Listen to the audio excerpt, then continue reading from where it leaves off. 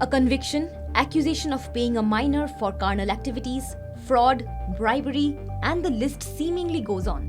This was the scandalous past of former Italian Prime Minister Silvio Berlusconi, who passed away on Monday. The politician was suffering from leukemia and died at the San Raffaele hospital in Milan, where he had been admitted on June 9th. Berlusconi saw legal problems and scandals throughout his life.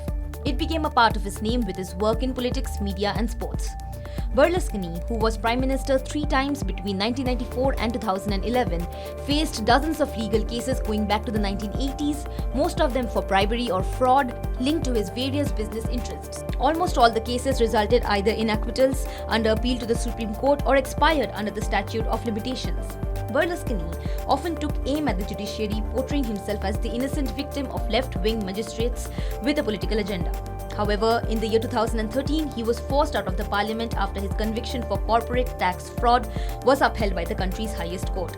He avoided jail time, being ordered instead to do a year of community service at a home for people with Alzheimer's disease. In the year 2015, a lower court convicted Berlusconi of paying a senator a bribe of 3 million euros, which was equivalent to $3.4 million then, to quit the fragile centre-left coalition that governed Italy between 2006 and 2008, which played a part in bringing down the government. That conviction was still subject to appeal when it timed out under statute of limitations rules. Then comes probably the biggest scandal in his lifetime. In June of 2013, he was sentenced to 7 years in jail for paying for sex with a 17-year-old named Karima El Maroug, known as Ruby the Heart Stealer.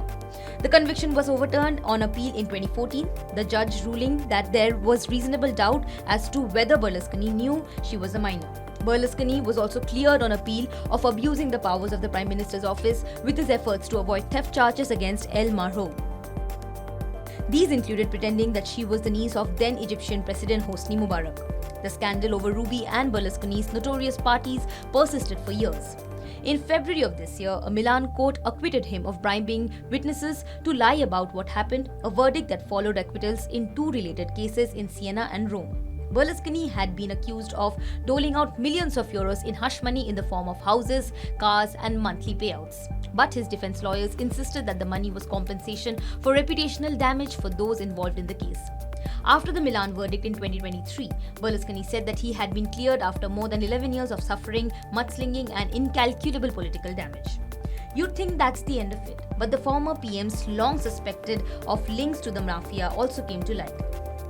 Berlusconi was investigated by authorities over such allegations but never tried.